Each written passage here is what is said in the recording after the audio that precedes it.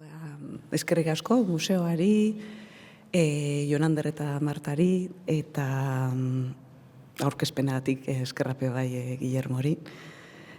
Bueno, nietzako orea da, hain maitea dodan museo honetan hitzaldi bat emateko aukera izatea, ez? Simon Bailen berbetan, arreta da, eskuzabaltasun modurik arraroena eta garbiena. Beraz, eskerrak segori bebai, alkarregaz tartetxo hau partekatzeagatik. Gaur hemen egingo duguna, elkarrizketa bat izatea, gustatuko litzaidake.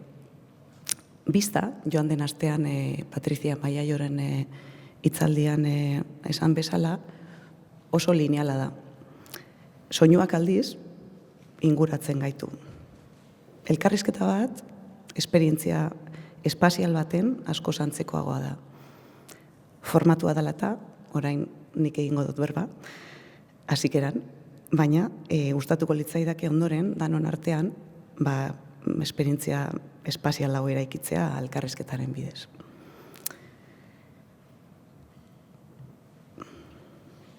Hitzaldi hau emateko gonbidapena jaso nagoenean, erakusketa honi buruzko arkitektura eta paisaiatik egindako irakurketa edo begiratu bat eskatu dostien. Irudietatik abiatzeak, printzipioz, irudimenaz berba egitea dakar. Imaginazio eta imagok erro berdina baitute. Baina ze gertatzen zaigu gaur egun, Guillermok esan dauen moduan, gure inguruan dabiltzan irudiak hutsalak dira. Edukirik gabeko irudiak dira. Arretaren kapitalismoan, nerabeek unean uneko argazki eta bideoak ateratzen dituzte. Baina, ezin daude irudi eskasoien bidez, euren burua kontatu. Kontakizunik, narraziorik gabeko irudi horiek modelo mutuak dira. Haien bidez, oso gatza da norberagengandik irten eta besteekin benetaz komunikatzea. Horrekin alderatuta, nire ustez gaur, hemen inguratzen gaituzten obra eta irudi hauek, gehiago funtzionatzen dute kartografia moduan. Kartografia, mapak marrasteko artea eta zientzia, ez da mundua irudikatzera mugatzen. Interpretatu eta proiektatu egiten dau. Proiektatzeak, Peter Zumthor arkitekto suitzarraren esanetan, irudietan pentsatzea dakar, eta haien bidez norberaren esperientzia artikulatzea. Horregatik, gaurkoan, obra hauek erabiliko duguz, irudien benetako potentziala berreskuratzeko. Alegia, paisaia esperimentatzeko eta geure burua kontatzeko forma bezala. Hain obra anitzen artean, aldamio batzuk eraiki behar izan dodaz gaur esan beharrekoak egituratzeko. 3 bloke hauek dira, erabiliko ditudan meridianoak. Ekarritako irudiak, zeharkatuko dituzten, lerro irudikatuak dira, beharrezko egin zaizkidan eraikuntzak. Paisaiaren Europako konbentzioak, paisaia honela ulertzen dau. Pertsonek hautematen duten lurraldearen edozein zati. Zeinaren izaera, faktore naturalek eta giza faktorek eratzen baitute. Bai eta haien arteko harremanek bebai. Erakusketako sarreran, ikusi dozuenez, daukagune Antonio Lopezen bibistek Bilbo erakusten dozkuie, Madrileko zeruak ogorazten dozkuien begirada bategaz. Iberdrola dorretik alde batera eta bestera begiratu leikegu, ordura arte ez geneukan bista bat eskaintzen zaigu, botsoa begiratzeko modu berri bat. Caminar, pensar, escribir, ibili pentsatu idatzi liburuan, Rafael Argullolek ibiltzea existentziaren metafora bihurtzen dau. Harentzat, ibiltzea ez da oinak mugitzea bakarrik. Espazioarekin, denborarekin eta geure buruarekin lotzen gaituen errituala baizik. Ibilaldi bakoitza, aukera bata munduari begi berriekin so egiteko. Sarataren arteko isiltasuna entzuteko eta ideiak askatasunez jario daitezen lagateko. Neure burua holan Argullolegaz alderatu barik, konturatu naiz nipe hobeto pentsatzen dodala paseoan nabilenean. Eta horregatik, irudiak paseoan atara dodaz.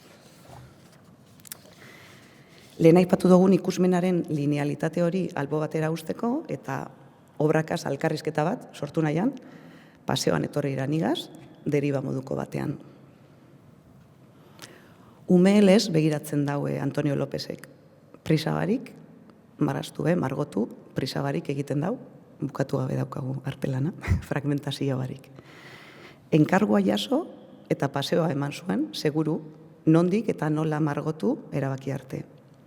Dorrean eraikuntzari esker, begirada berri bat zabaltzen zaigu. Ematen dau, Bilbo inguratzen dauen mendiak urrunago dauzela, zabalune bat sortu dela hiriko zentru horretan.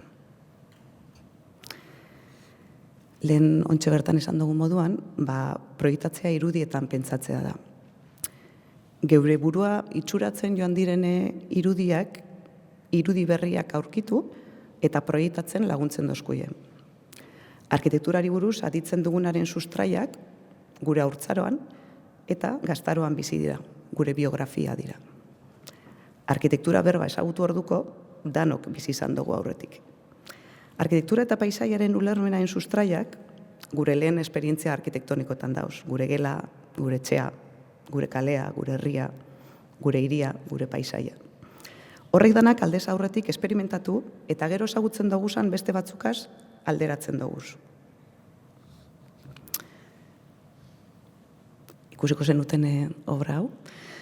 Jorge Oteizantzat paisaia sentimentua da estatuaria megalitiko amerikarrari buruzko bere ikerketaren funtsezko gaia. 40ko hamarkadan, Hego Amerikan egon ondoren, hasi zauen ikerketa hildo hau.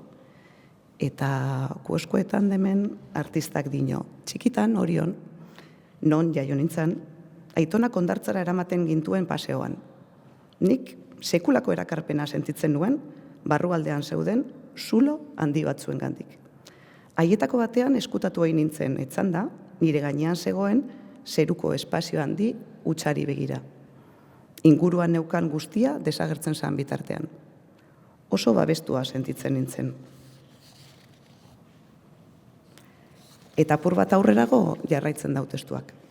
Aitonarekin egin ohi nuen beste paseotako bat Orioko gaina zen, Zarautzerako bidean. Pago baso bat zegoen, are harrizko, arrobi txiki eta ustiatu bako baten ondoan. Maiu txiki bat eta hiltzelodi bat lortu nituen, nire lenguzu Jaimek, zizel bihurtu zidana. Nire lana, ahal nuen harri guztietan zuloak egitea besterik etzan izan. Bi oroitzapen horiek orain lotu eta saldu ditzaket. Hondartzako hondarreko zuloaren ondotik, urruneko zeruari egiten nion beak eta alde batetik, eta bestetik, eskuekin harrian egin nezakeen zuloaren hutsune txiki, espiritualki arnasgarri eta askatzailearen fabrikazioa. Luis Baiete arkitektoagaz egindako elkarlan honetan, Aita Donostiaren omenezko estela ere hutsune metafisiko bat. Bertako kromletxak, horren adierazpen gisa interpretatu zauzen eskultoreak. Eskultura ez da objektu isolatu bat, baizik eta paisaiagaz, memoria kolektiboagaz, eta antzinako erritual espazioagaz elkarrizketan dagoen esku hartzea artistikoa. Ni itziz aginako obra hau landartaren aitzindarentzat hartu leik Euskal Herrian. Arrespien hutsa eta espiritualtasuna berrinterpretatzen dauz aginan Oteizaren estelak. Oteizak esan zauen, paisaia gorputza nitz eta sentikorra dala, energia misteriotxuz betea, eta alabearrez gainera datorkiguna, geure patuaren gakoa bere baitan dagoelarik. Gizakiaren forma desberdinei, paisaiaren interpretazio desberdinak dagozkie. Noski, berea bakarra zan, bere aitonagaz egindako paseotatik abiatua.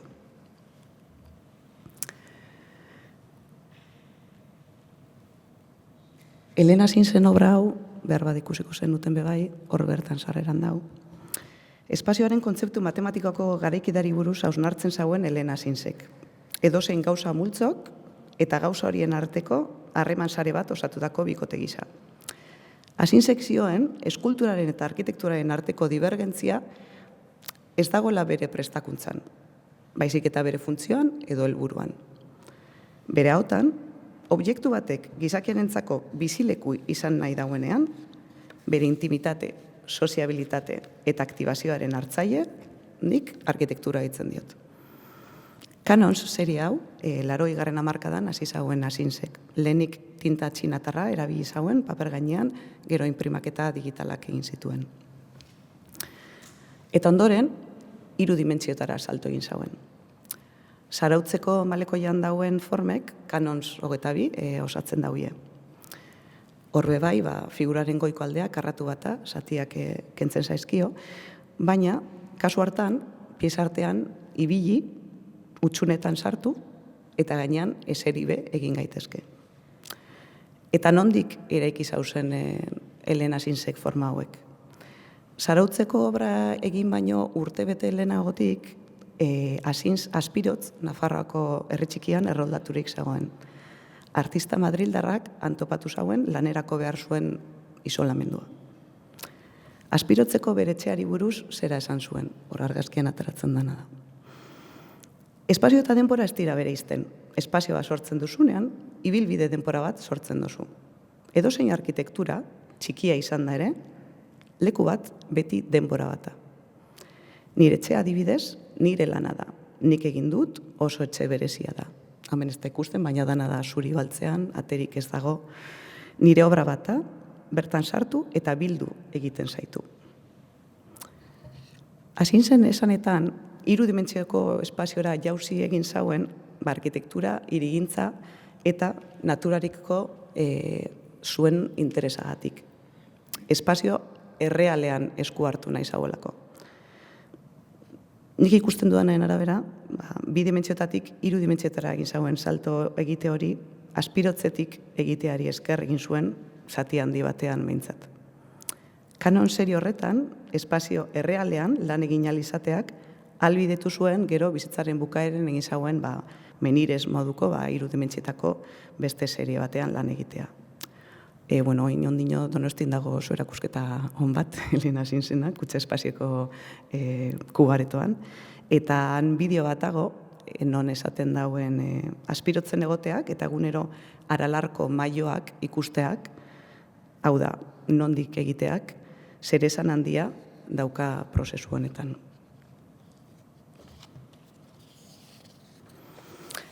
Olafur Eliasson artista, Danimarkan sortu eta ikastetakoa da, oindala urte askorik Berlinen bizi da, hala ere Islandiar jatorria dau, eta obra honetan paisaia bere memoria pertsonalagaz eta Islandiako sustraiekaz lotzen dau. Glasiar hauen irudietan, ez du natura modu objektiboan irudikatzen, esperientzia sentsorial eta aldakor gisa baizik. Bere irudiek lainoa, izotza eta argia bezalako fenomenoak erakusten daude pertzepzio elementu gisa. Eliasson ezaguna da fenomeno meteorologikoak eta elementu naturalak euren testu ingurutik kanpo jartzeagatik. Sarritan, kanpoko ingurutik espazio itxietara eroaten dauz. Gogoan dut adibidez, Tate Moderneko The Weather Project, horregin zagoen alako eguzki izugarri bat, turbina aretoan, gero Kunsthauseko, Bregentzen Kunsthausean bebai, behelaino bat sortu zauen makina batzukaz, edo hemen bebai, Bilbon Guggenheinen ikusi genduen erakusketa. Nik uste dut dala nire seme-alabek gehien disfrutatu duten arte erakusketa. Igogailuan, espazio itxi baten gaudenean, ez ezagun bategaz, eguraldiari buruz hitz egiten dugu. Hotzala bero dagoen, odeitxu ala oskarbi dagoen, ekaitza datorren ala kontrakoa. Aspaldian, bebai, eguraldian eko zoro da bilelez, klima aldaketari bebai, buruz bebai, hausnarketa gehitzen diogu elkarrizketa hoi. Orduan, kanpokotasun hori barnealdera ekartzen dugu, oso distantzia astuan, ez ezagun bategaz berba egitean, kanpora irtetzeko beharra izango bagenu bezala, ez? Olafur Eliassonek nolabait gauza bera egiten dau. Lainoa eguzkia, edo izotza bezalako fenomenoak teknologia eta material artifizialekin bidez, barne espazioetan birsortzean, giza percepzioa eta ingurumenagaz dakogun harremana zalantzan jartzen dau. Franco Fanelik dioen moduan, Humboldtek ikuspegi artistikoa zientzia bihurtu behar izan zauen paisaiaren ideia sortzerakoan. Humboldten arabera, paisaiak mundua deskribatu behar du, ez azaldu. Elias honen kasuan gauza bera gertatzen zaigu. Eraikitzen dituen artefaktuen funtzionamendua sarritan ez dugu ulertzen. Baina ulertu esarren, Humboldtek bezala, paisaiaren ikuspegia eraldatzen du behaketa artistikoa zorroztasun zientifikoarekin uztartzean. Paisaia ulertzeko modu berri bat eratzen da holan, non irudiaren objektibotasunak bat egiten duen behatzailearen esperientzia subjektiboagaz. Bigarren blokera pasatuko gara, ikusi dugun nondik eraikitzen dugun paisajea. Gero, Goethek dio, artea dela mundutik isolatzeko, baina baita munduan sartzeko biderik seguruenaren. Arteak eskatzen dau, egunerokotasunik distantzia bat hartzea. Inguruan daukaguna beste begi batzuk ikustea. Sarritan ez da erraza, ez? Heideggerrek dio modun, Zuhande Heid, eskutan darabilkagun gauzak, eskura daukagunean, askotan ez dugu erreparatzen. Baina artistek etengabe egiten dago hau. Hemen atzekaldean dagoen beste obra honetan, Robert Rauschenbergek, eguneroko materialak, argazki transferituak, eta egun elementuak biltzen zituen praktika hibridoa garatzen dau. Kuadroaren autonomia apur bat zalantzan jarriz, ez? Ohikoak diren materialak, prentsako satiak, beste modu baten erabiltzen dauz. Komunikabidetatik aterako irudiak, satikatu, eta testu inguru barri batean jarririk, konposizio irekiak sortzen ditu. Ikusten dugu nola joan den mendean zegoen irudien zirkulazioarekiko eta fragmentazioarekiko kezka hau. Rauschenbergaren lanean oso erabila izaten da bai arkitekturan as found edo topatutakoa deitzen diogun kontzeptua hau. Dala, objektu eta materialan arruntak, bere jatorrizko izaera galdu barik, elkarren gainean edo ondoan jartzea. Holan, obrak ez dago espazio homogeneo edo itxi bat sortzen. Espazioa ez da, aurrez diseinatutako zeozer, baizik eta aurkitutako elementu horien arteko harreman aldakorratik sortzen den ingurune bizi eta ireki bat. Kontsumo gizarte honen hondakinak beste era batean erabiliz, sortzen dau Rauschenbergek obra hau. Eunak, hor dauzkagun tela horiek, bere tolesdura eta uin harinatakoz, eta aldatzen dau idatzetako edo imprimatutako elementu edo forma horien irakurketa, ez? Eta da palimpsesto moduko bat. Palimpsestoa da, badakizue, idazketaren euskarria, erdi aroan eta ordura arte behintzat nahiko garestia zen. Orduan, kopiagileek egiten zutena da esabatu eta gainean idazten zauen materiala berriro aprobetxatzeko, ez? Eta sarritan bazpian geratzen ziren halako arrasto batzuk. Rauschenberg bere lan egiten dagoenean materialak ja ez dauka balorerik, debalde da.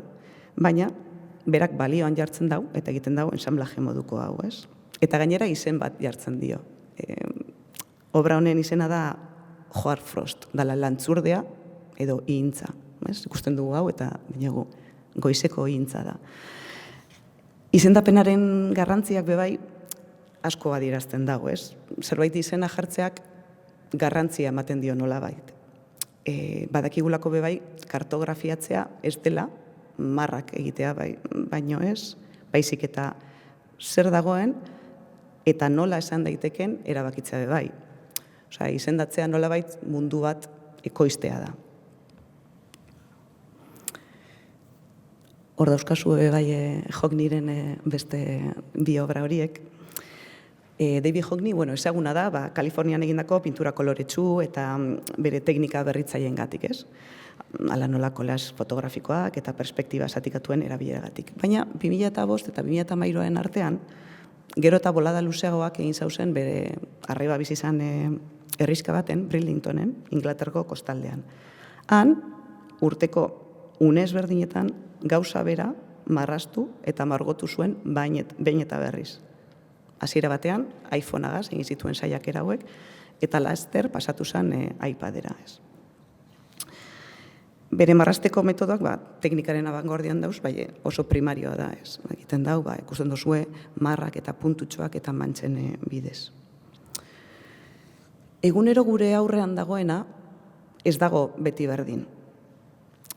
Bridlingtonen eman zituen urte hauetan, Joyceareko bideak eta basoak behin eta berriz zeharkatu eta margotu zituen Hockneyk. Eta hainbat urtaro eta argiunetan behatu zituen.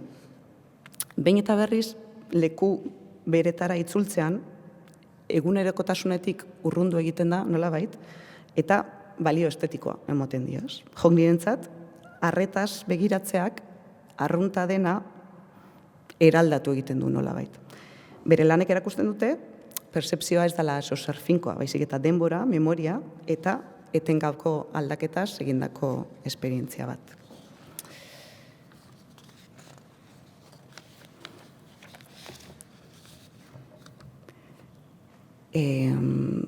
Hockneyk,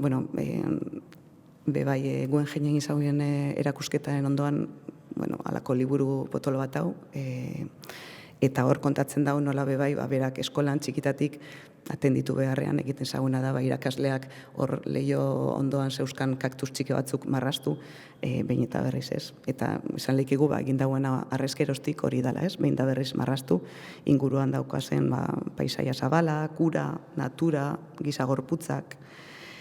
Hori izaten dira bere modeloak, baina berak egiten dagoena, lehen esan dugu moduan da, beti bihurtu puntu, kolore, orban edo pintzelkadetan ez. Ibon Aranberriren obra hau hemen atzekaldean dago. Eta Aranberriren obran Javier Segi planteatzen duen extrañamiento edo arrotz bihurtzaren kontzeptu hau argi ikusten da, ez? Segirentzat arrotztasun hau, lehen arrotztasunari buruz egin dau berba Guillermok, arkitektuok testu ingurutan egiten duguna. Eguneroko espazio edo objektuak ohiko erabileratik ataratzea da, ez? Haiek beste modu batean ikusarazteko. Ez da soilik distantzia bat sortzea, baizik eta daukagun percepzio automatiko hori nolabait etetea, eta espazioarekiko harreman kritiko bat aktibatzea. Aranberriren obretan basarritan gertatzen da, ez? Paisaiaren, arkitekturaren eta batez bere azpigituren bidez. Berak hartzen dauz elementu arruntak, presak, monumentuak, esiak, planeamientoko lurralde antolamenduko dokumentuak, testu ingurutik desplazatu eta beste harreman batzutan jartzen dauz, eta horrela behartzen dago ikuslea nolabait espazio hori barriz pentsatzea. Kasu honetan egiten dauena da, Pablo Serranok Miguel de Unamun hori egin zautzen eskultura etzan egiten dau, eta horizontalki jartzen dau, eta bihurtzen da hor, igatutako arroka bat izango balitz moduan, ez? Topografia bat irakurri leikegu, eta Aranberrien beste obra batzutan moduan, badako gor memoria politiko, historiko eta sozialez betetako eraikuntza bat.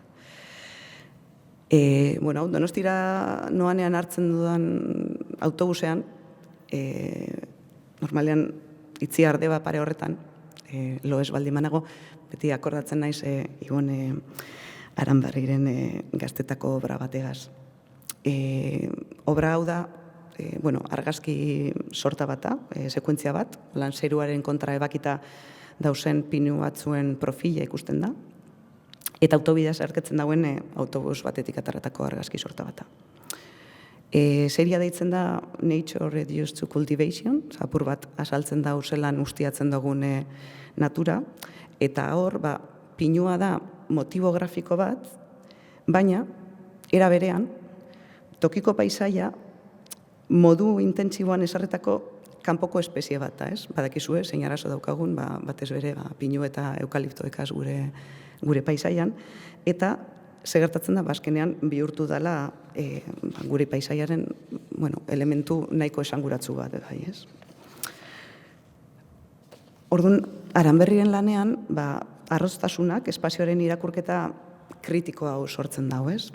Ikusleak ez dau paisaia modu pasio baten kontsumitzen, baizik eta haren atzean dauden botere egitura, transformazio historikoak eta gatazkak atzematen hasten gara. Paisaia nondik, erekitzen den jakinik eta beharrezko dugun distantzia hori edo arroztasun hori harturik, azken bloke honetan keinua aztertuko dugu. Jos diriu behantzat, keinuak, gorputzak, memoriak, emozioa eta historia transmititzen dituen adierazpen modu gisa erabiltzen da, ez? Keinua ez da mugimendu fisiko bat bakarrik, irudietan agertzen den giza aztarna moduko bat baizik.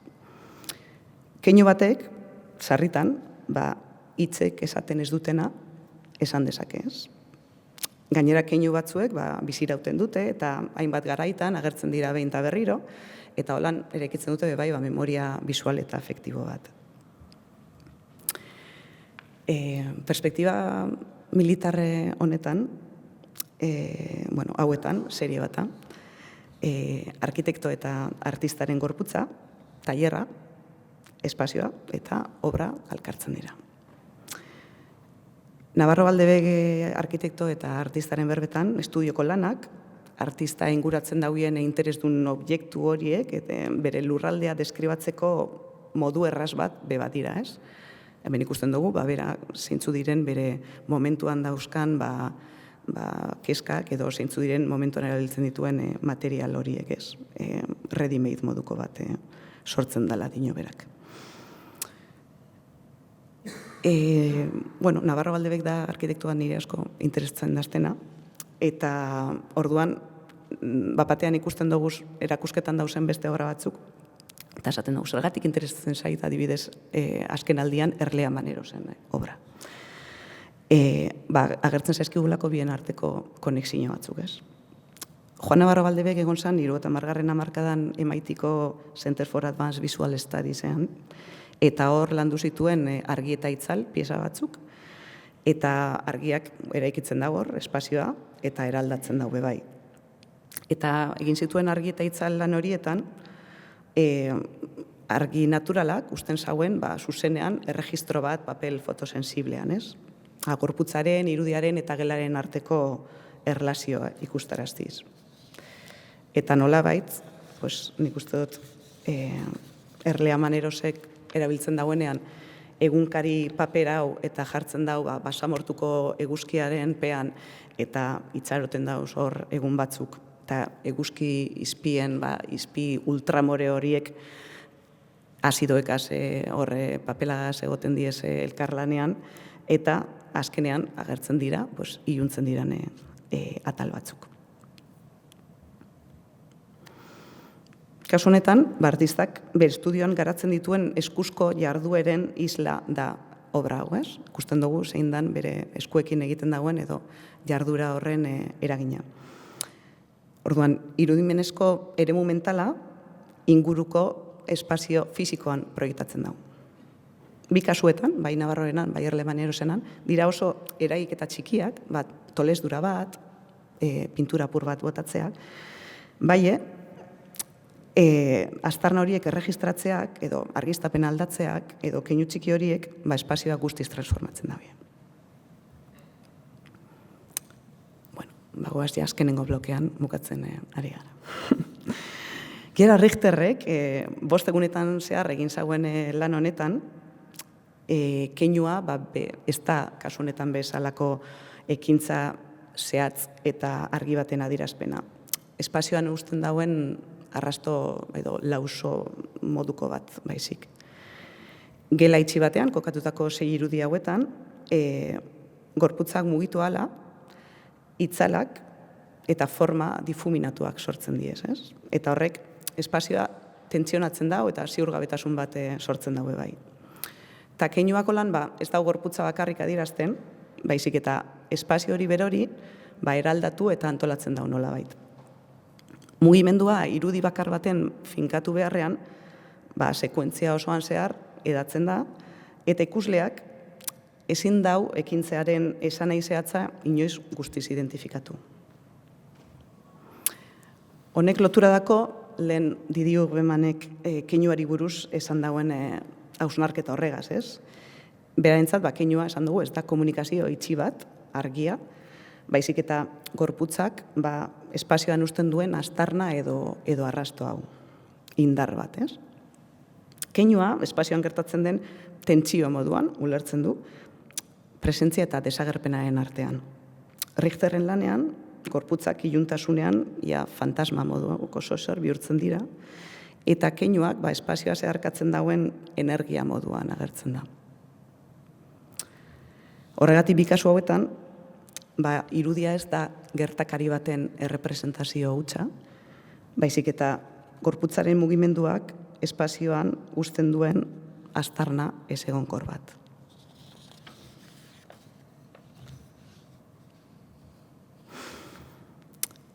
Mila 1985ko maiatzaren 21ean, Mona Hatun kalez kale ibili izan, Londreseko Brixton auzoan oinutsik ordu betez.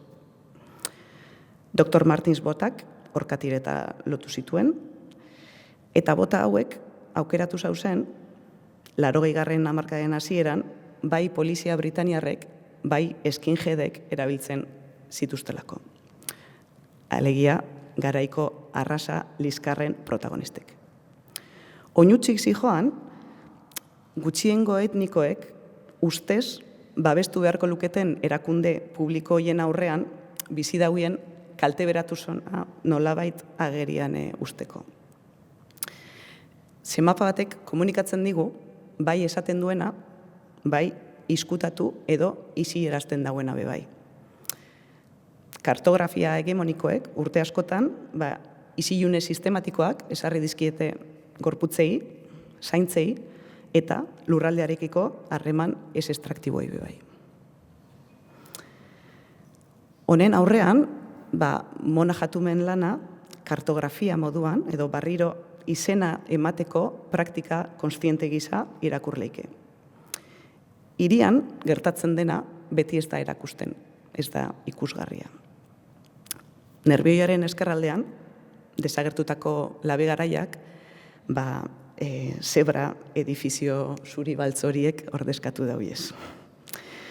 Mantentzen diren kargaleku horiek nolabait dira eskeleto batzuk, eta ez dauie bertako espazio sozialean bizi izandako tirabirak isladatzen. Jatumek, zapatak kendu eta asfalto gogorraren gainean oinutzik doa, ez? Badaki hiria nolakoa dan, eta olakoa izanik ere, berak bere gorputzagaz egin dezakeen ekintzagaz aurrera doa pausuz pausu. Irudi hauek, performance batetik ataratako irudia da, Hatumen lana. Ez dira osotasuna lortu nahi dauien mapak, beren ikuspuntua, partzialtasuna eta mugak esplizitu egiten dituzte. Maparen gardentasuna alde batera utzi eta erantzunkizunaren etikarantz daramatzate irudiak. Irudi urbano honetan gorputzak berezko potentzia du. Espinosak dioenean ez dakigula zer egin dezakeen gorputz batek, esan nahi dau, ez dugula haren gaitasunaren benetako irismena ezagutzen. Ez ekintzari dagokionez, ez eta afektuei dagokionez bez. Zer egin dezakeen eta zer bizi dezakeen. Gorputzaten potentzia, haren gaitasunagaz lotuta dau. Eta hirietan ere gauza bera gertatzen da. Hiri batek zenbat eta harreman, fluxu eta topaketa gehiago sortu, orduan eta handiagoa da haren potentzia, eta baita jarduteko gaitasuna bebai. Irudi afektibo horiek aktibatu behar ditugu gure praktika arkitektonikoan eta hiriaren eraikuntzan.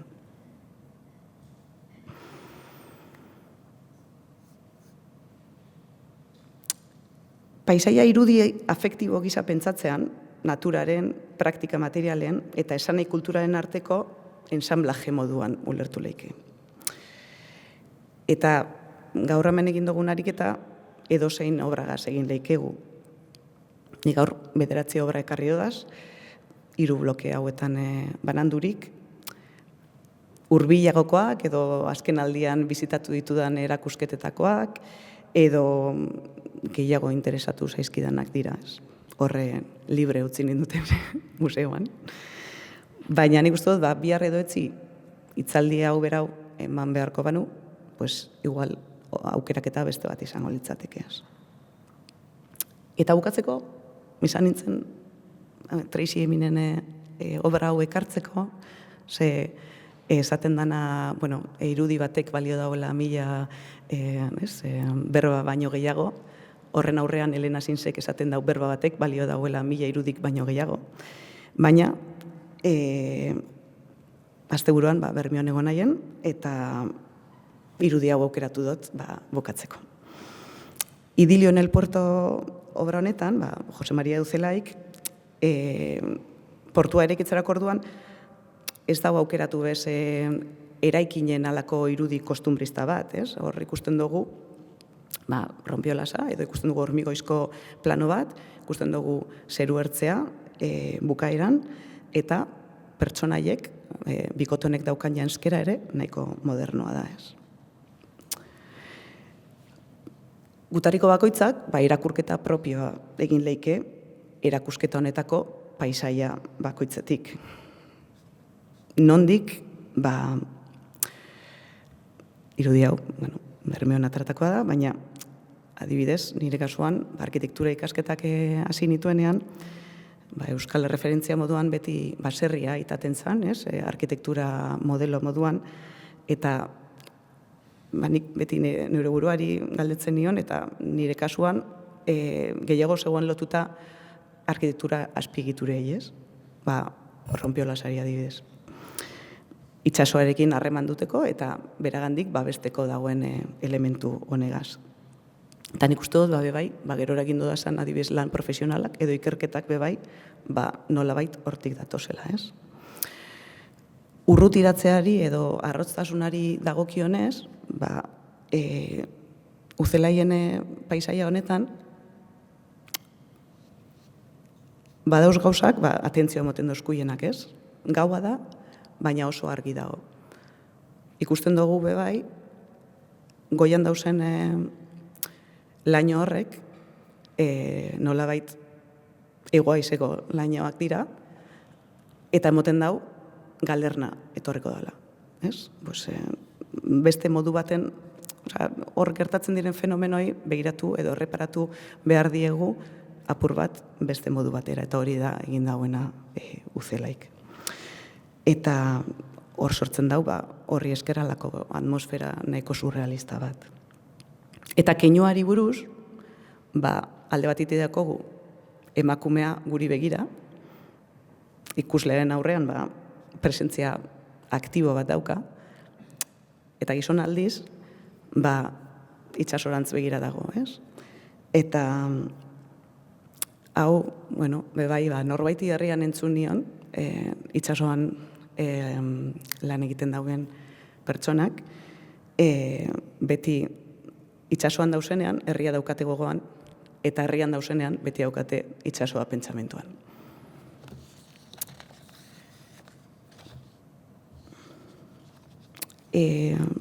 Lola López Mondejarrek dioen bezala, gaur egungo krisitako bat, narratzeko gaitasun horren galera da, ez? Geure burua kontatzeko, iragana ordenatzeko, eta etorkizuna irudikatzeko zailtasun hori. Eta horrek, ez da osoik hitzak faltan izatea esan gura, baizik eta pentsamenduaren eta batez bere irudimenaren urritasun bat, ez? Horren aurrean, gaurko paseo honetan zehar agertu diren paisaiek eta haiek zeharkatu dago esan hiru ideia hauek, beste begirada bat proposatzen dauzkui, ez? Lehenik, paisaia ez dela neutroa, baizik eta beti leku jakin batetik, interes eta harreman jakin batzuetatik eraikitzen dela. Bigarrenik, lurraldea ulertzeko beharrezkoa dela distantzia bat hartzea, nolabait inguruan daukagun hori arroztasunez begiratzea, ikuspegi kritiko bat garatzeko gai izateko. Eta azkenik, gorputzaren akzioa bera ezinbestekoa dela, espazioa bizitzeko eta eraldatzeko. Hau da, proiektatzeko. Eskerrik asko.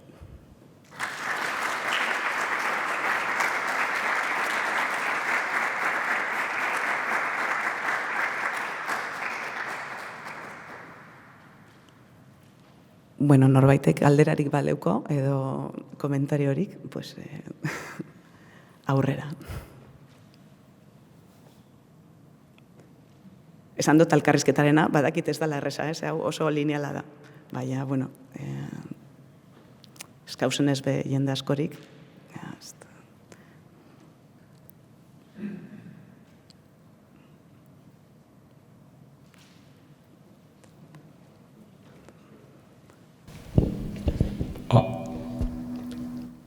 Ez dakit galdera da, ala ez. Nik uste dut, bai, musealdetik, eta museo hau nik uste dut, eta ni neurri handi batean berria izan ez, gero gau esan dezakedala, ez. Beti dago, alde batetik musea baditu bi bihotz bezalako, alde batetik paisai oniriko horiek, hau da, idealizatuak direnak, bat, eta gero bestetik, eta hori bai, barruan lan egiten dugunok, beti ari gara, eta hori bai, gertatzen dela hainbat eta hainbat bileretan, eta nik uste dut hori kontuan hartzekoa dela, ari gara pentsatzen nola erlazionatzen garen instituzio bezala gizartearekin. Hau da, hiriarekin. Guretzat gizartea da Bilbao hiria. Eta nik uste dut hor beti badaolako kontraesan bat. Hiriaren artean eta paisai, euskal paisai, azken finean gure museoak gordetzen du eta irudikatzen du Euskal Herriko paisaiaren irudia. Inorrek, eta horregatik hain garrantzitsua da museo hau, alde on eta gaiztoen aldetik, gordetzen ditulako paisai edo eraikin zen 19. urtetik Ibon Aranberrira daño paisai horren esentzia, irudia, museo hau da, beste museoen gainetik, esentzioiek gordetzen dituen museoa. Bai? Irudimena hori neurri handi batean museo hau da zaintzen eta ez dakit zaintzen gordetzen dituena. Bai, eta ni pentsate dut, nire irudimena be bai parte handi baten museo honi esker eraikita dagoela, ez? Esan behar dut be bai, azken aurrekoan egin zen obra txikian, alegia, adibidez, pareta guztiak zuriri jarri eta egurrezko tarima hauek jarri ziranean, batez bere hango ala horretan, bueno, lehenago esango dut, Luis Mari Uriarte, nire karrera mailarako proiektuko zuzendari izan zen, oso arkitektona da, eta asko miresten dut. Baina, galdu ziranean adibidez, marmol guzti horiek, eta teksturak eta koloreak, hormetakoak, niretzako bebai izan zen, ze, bebai, ez dakit, nolabait, espazio hori bizitzeko modua, niretzako bat zen, eta aldatu zen. Baina, bueno, barruan zeuden obrak, bardinak izan dira. Eta bebai nik uste dut urte hauetan egin diran bi obren arteko elkarrizketa horrek oso importanteak izan dira. Eta bebai, gogora, bueno, adibidez argazkia batera nagoenean, gogoratu nintzen museoak berak atera zituela herrietan, adibidez, paretek Bermeonko bista bat dauka eta jarri zuten portuan, ez? Eta hor, badinosun jendearen irudimen eta memoria kolektibo hori nolabait bai atrasan museotik, ez? Eta nik uste dut museo ez dakit munduan beste museo bat dauen olakoak egiten dauzena, baina bai, ez dakit, altxor moduko bat da, ez? Hemen ikustea, esan dozunez. Osea, dauzkagu olako obrak, dauzkagu Aranberriren paisaiak. Eta guzti hori begirada batez ikusi ahal izatea, bueno, lujo handia da.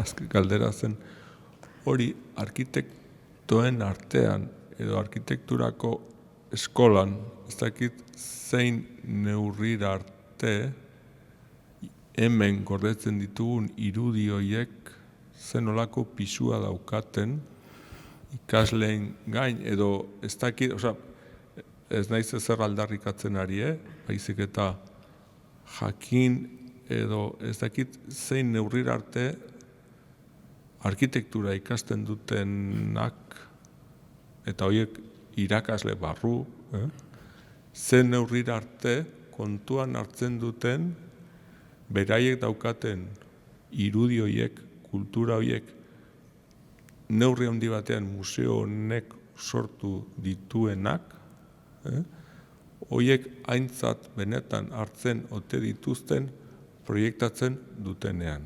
Hori da galdera.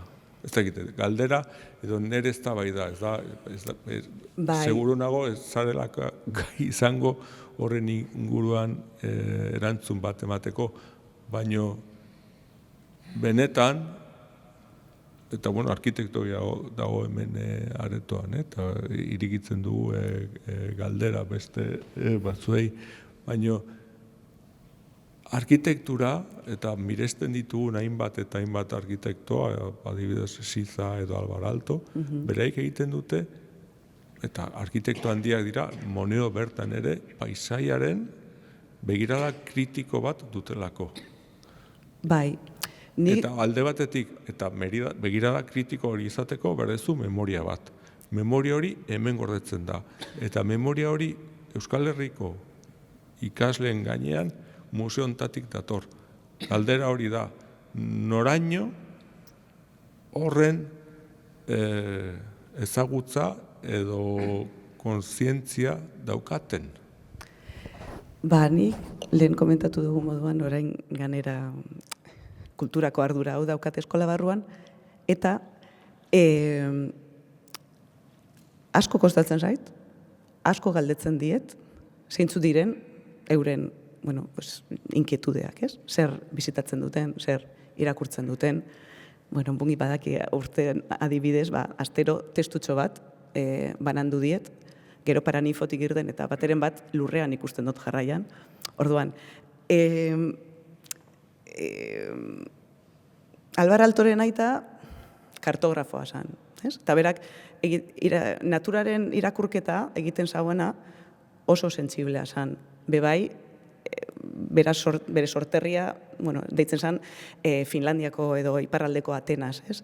Orduan, oso importantea da segaz elikatzen garen txikitarik, ez? Baina esan duguna, bebai, ez da gauza erudito bat izan beharrik, Itzundu horrek esaten dauena da, bizi duguzan espazio horiek, eta adibidez Zizaren kasuan ikusten ditugun, eta Alvar Aaltoren kasuan ikusten ditugun teksturak, dira arkitektoak lan egiten dutenak eskala guztietan. Osea, pomo hau diseinatu dezakete, eta lurraldea antolamendua egin dezakete.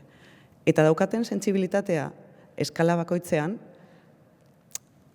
egurraren testura, edo lehen esan duguna marmolaren hotza edo kolorea, guzti hori dira gauzak, batzutan halako irudiak ikusten ditugunean konturatzen garenak, ez? Gure inkonstientean dauz, eta nolabait irtetzen dira. Ikasleengan, ni badauzkat ikasleak lehenengo eta bigarren mailakoak eta 5. mailakoak. Lehenengo mailan danatarikoa dago, baina nik bebai horregatik esaten die, zuen esperientzia prebioak oso aberasgarriak izan leikez. Orduan, hortik etare bar da, ez? Proiektatzea edo irudikatzea. Eta 5. mailan ikusten ditut zeintzu diren euren erreferenteak, eta ni orain lankidetzan nago adibidez liburutegiarekin, Donostiko eskolan gertatzen dena da, eraikinak ez dauka liburutegirik, hori niretzako katastrofe bat da. Liburutegiaren eraikina oso polita da, Carlos Santamaria eraikina, baina ara joan bar zara. Eta ikasleak ez doaz. Eta orduan orain, ni ari naiz, egiten, hilabetero, elkarlan bat liburutegiagaz, bertan dauzkaten fondoak erakusteko nolabait ikaslei, adibidez Dennis Scott Brownen erakusketa dela eta, karri genituelez, oso hori esker, hile honetan, berari buruz dagoen bibliografia, gero eskuragarri egon daiten eskolan, eta gero joan daitezen. Baina, gero ikusten ditut 5. mailakoen referentziak irudikatzerak orduan Pinteresteko irudiak dira. Orduan, batzutan, dananak ez, baina, ez dakiz zer esan, igual mungitako zer esateko honen arira. Bai, nondik hasi, nondik amaitu, baina galdera oso komplejoa da. Osea, nik zango... Ez, baina gertatzen da, eta ni uste dut hemen agertzen diren gauzak, zuen daukazuen artxibo guztia oso zaila eta zabala eta ona dela dakit. Baina, joango niz berriro hasiko naiz Otizarekin, eta Otizak esate zuten artista bat dela trampero bat, bai. Eta tramperoa zer da? Trampero da txoriak atrapatzen badu, jakin behar du txoria zema pixu daukan, zer jaten duen trampa hori egiteko. Eta Otizak egiten horrekin gisako tramperoa da, orduan gisan esentzia guztia atrapatzen du, bai, hori izango liteke hartu berak esatezun arte datola hartu hitzatik, ez da, horrek gauza bera purbatia por los pelos, bai. Baina gertatzen da, ni uste dut hor, alde batetik daukagu trampa guztietatik atrapatuten gauzak eta nahi du bere guk ia zelan aukeran gure kultura, gure izaera eta bar tramperoak atrapatzen du, hor bere atrapatzen du, bai? Eta atrapatzen du, ni hor ikusten du bere emakumea lurraren alde eta bera itxasoren alde, baina, karo, emakumea bere da, la que concibe, no? Osea, daukana lurrako andra edo pertsona da, bai? Baina, azkenean, hortik eta arkitekturera joatea, karo, arkitektura da mundu bat oso zaila eta gaurko egunean gertatzen dena bere bai, eta ni uste hemen bere, abstrakzioa trampa asko dauka. Abstrakzioa trampa asko dauka, ze abstrakzioa ona eta ez dena ona, naztaten dira eta batzuk tramperoak ez dire hain onak. Eta horre bere, karo, nok aukeratzen du, adibidez haue, Iberdrolak esteinok nor izango zanen aukeratzen zuten obrak eta bar, bai? Baina dauden trampak lortuta edo batuta, kultura, evidentemente, daun artean hor dago esentzia pilo bat gizan lortzen dana eta historian lortzen den artea. Arkitektura da, eta gaurko gunean gertatzen da, nik egoten nahi apur bat gisa dago oso, momentu batean, hitza ez da, krisisa, nik usteko esango neke, utza, Otizaren hizkuntza erabiltza apur bat, utza oso handia da dagoena momentu honetan, igual aldaketa bat gogorra izango da, baina daukagun tresnak eta ordenagailuak, mogoikorrak eta horrek gauzak egin aldatzen daude hain gogor dena, eta utz honetan gaude. Eta utz honetan, nik esango nuke ikasleak dira las víctimas de la nueva generación, gertatzen daen gainean oin daudena. Eta, eurek ez dire lotzen honek gauzek ikusten, ez dikea historian gainean ezer lotzen. Momentu bat oso kritikoa da, eta ni uste dute komplejoa. Orduan, aldaketa honetan, zer ikasten dan, eta zelan ikasten dan, eta horrek gauza guztiak, ni uste dute lurrera eramatia, eta oin batzuk lortzea bakotxa beran ikerketa lortzeko beran munduan eta apurbete handitzea beran burua eta gisa zikeran bere erantzun bat emotia arkitekturarekin. Orduan, hor gaude, baina hasi naz esaten ez dekin honik hasita nonek amaitu, ze gauza oso komplejoa da. Oso komplejoa eta oso luzea. Orduan, ezin da, nik erantzun bat emon momentu batean zer dan arkitektura momentu honetan. Niego naiz 40 urte klasek ematean, eta hasi nintzenetik eta ona, aldaketa izen da zoragarria. Eta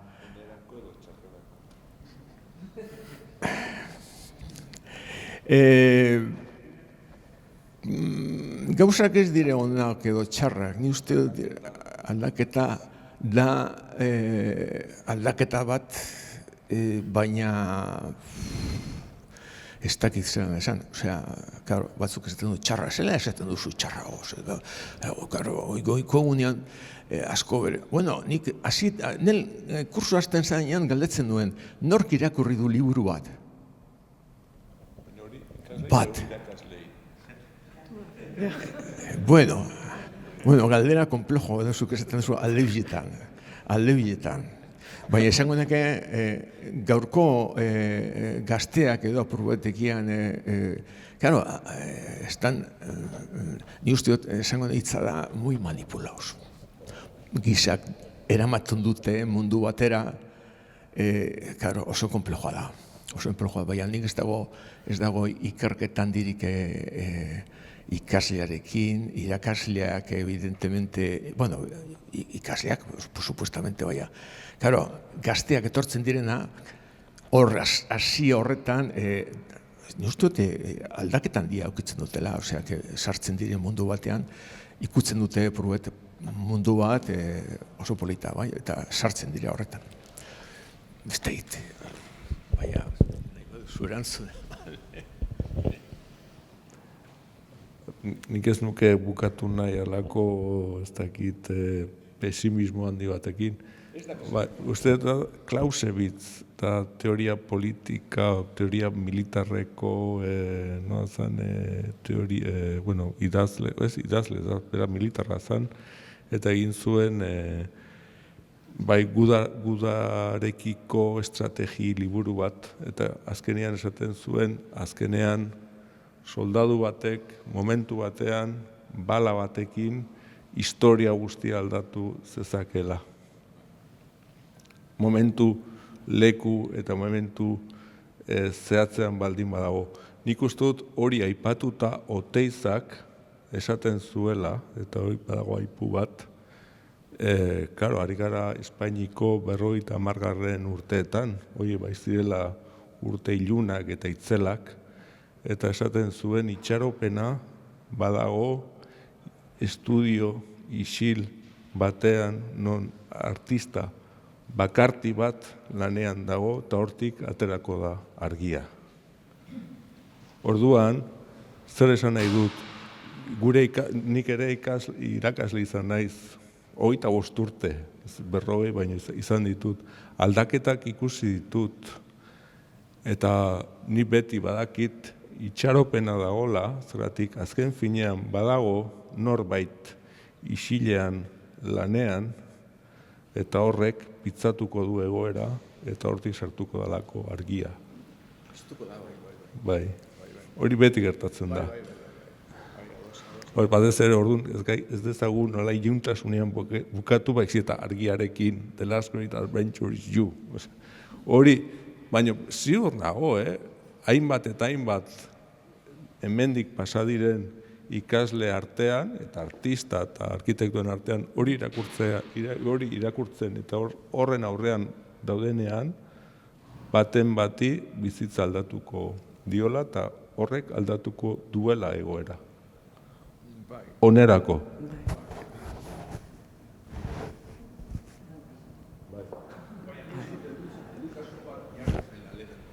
Bai, ni uste dut, heldutasun bat behar dute.